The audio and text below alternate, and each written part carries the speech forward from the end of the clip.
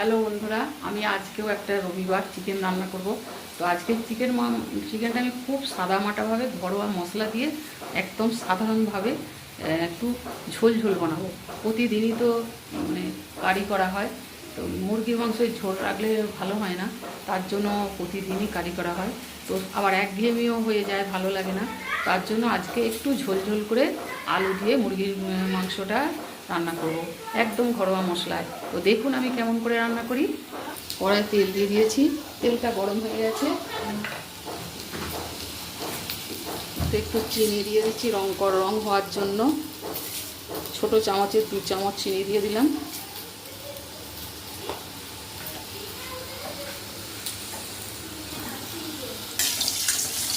চিনিটা একটু দিলে মাংসটা রং হয়, মানে আর কাশ্মীরি লঙ্কা দিতে লাগবে না। আমি ঘরোয়া হিসাবে রান্না করছি। আমার মা কাকিমাদের মাকে এরকমভাবে, ঠাকুমাকে এরকমভাবে রান্না করতে দেখেছি। আমার গ্রামে বাপের বাড়ি আর গ্রামের শ্বশুর বাড়ি। এখন আমি আছি আধা গ্রাম আধা শহরে। তো এইভাবে সাদামাটা রান্না দেখাচ্ছি। এই যে চিনিটা এবার ক্যারামেল হয়ে যাচ্ছে, এই দেখো লাল মতো হয়ে গেল। এইবার এখানে আমি পেঁয়াজ কুচিটা এবারে ছেড়ে দেবো।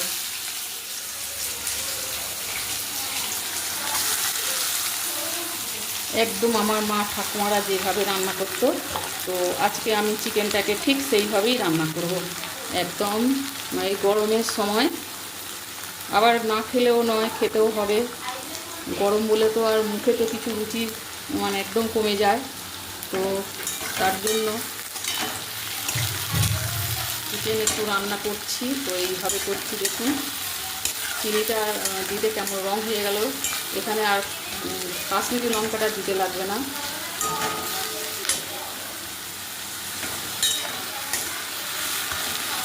পেঁয়াজটা একটু ভাজা হয়ে যাবে। পেঁয়াজটা ভাজা হয়ে গেছে, এবারে রসুনটা দিয়ে দিচ্ছি।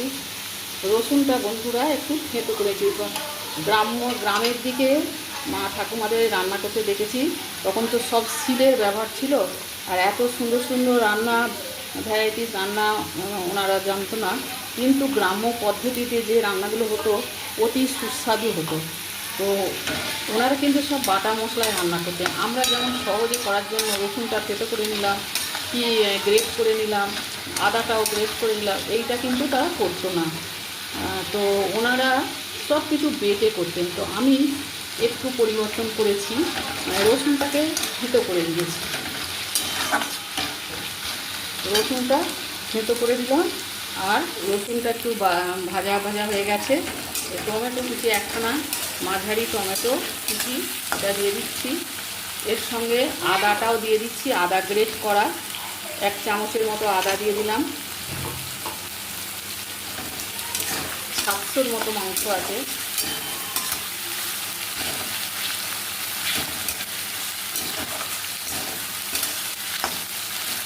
মশলার মধ্যে একটু লবণ দিয়ে দিচ্ছি।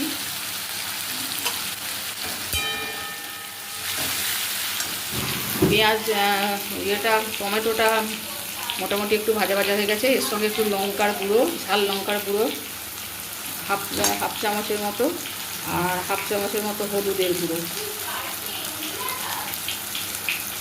এইটা দিয়ে কষে নিচ্ছি। আর এবার এর সঙ্গে একটু বাটা মশলা না দিয়ে আমি কী করেছি, ধনে আর জিরের গুঁড়োটাকে একটু জল দিয়ে ভিজিয়ে রেখেছি, ওইটা দিয়ে দিলাম।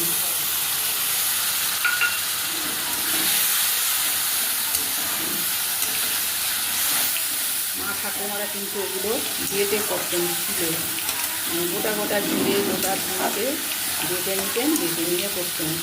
তো আমি এগুলো একটু পরিবর্তন করলাম বন্ধুরা। এর মধ্যে এটা একটু কষে নিচ্ছি। মাংসর মশলা পুরো কষা হয়ে গেছে একদম। এইবার এখানে মাংসটা দিয়ে দেবো। এই যে এখানে মাংসটাকে কিন্তু আমি একটু ম্যারিনেট করেছি কাঁচা সর্ষের তেল, নুন, লেবু আর হলুদ গুঁড়ো, লঙ্কার গুঁড়ো, এগুলো দিয়ে একটু ম্যারিনেট করে নিয়েছি। তো এইবার এই মাংসটা পুরো এখানে ঢেলে দিলাম। এইবার এই মাংসটাকে একটু ভালো করে কষে নেব।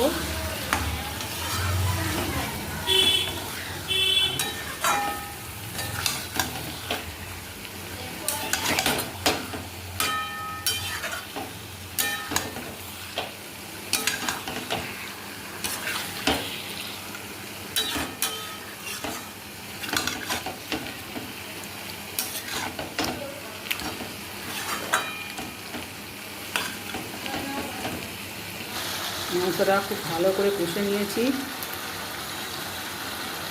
এর 3টে কাঁচা লঙ্কা দিয়ে দিচ্ছি, আর একটু আলু দেবো।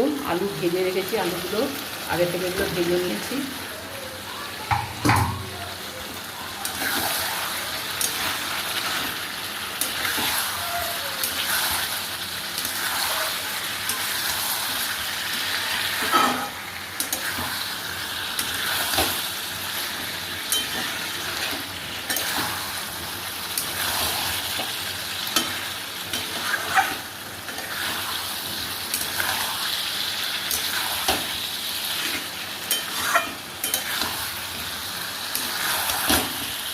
একটু জল দিয়ে দেবো,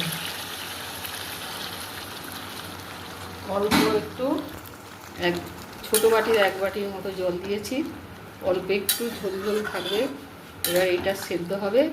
তো এবার এতে তোমার গোটা গরম মশলা শিলে বেটে ওটা দেব।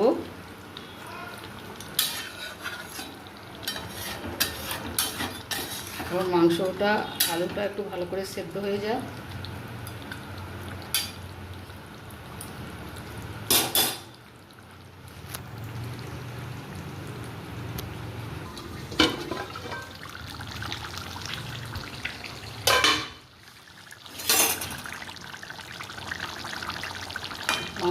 আলু সিদ্ধ হয়ে গেছে আর মাংসগুলো সিদ্ধ হয়ে গেছে।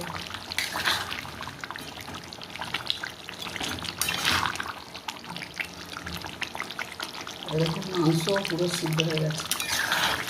তো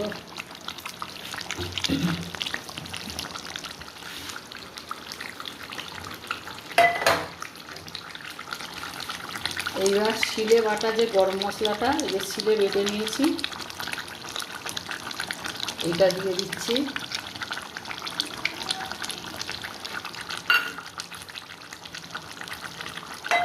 এতে রয়েছে 2টো এলাচ, 2 টুকরো দারচিনি, আর রয়েছে 3টে এই যে লবঙ্গ।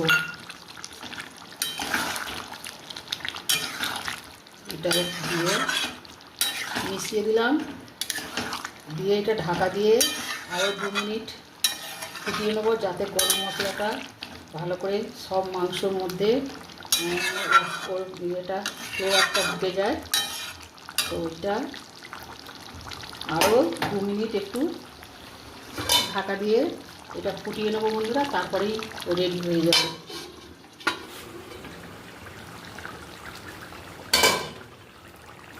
দু মিনিট ফুটিয়ে নিয়েছি, তৈরি হয়ে গেল। সোজা একদম সরলভাবে সোজাভাবে ঘরোয়া মশলা দিয়ে গ্রাম্য পদ্ধতিতে তোমার আলু আর চিকেনের ঝোল। কেমন লাগলো বন্ধুরা অবশ্যই জানাবেন। সন্ধ্যার অনুসরণ চ্যানেলটিকে সাবস্ক্রাইব করবেন ইউটিউব থেকে দেখলে, আর ফেসবুক থেকে দেখলে পেজটা ফলো করবেন। তো আজকের মতো রাখলাম, দেখা হবে আবার অন্য কোনো ভিডিও নিয়ে।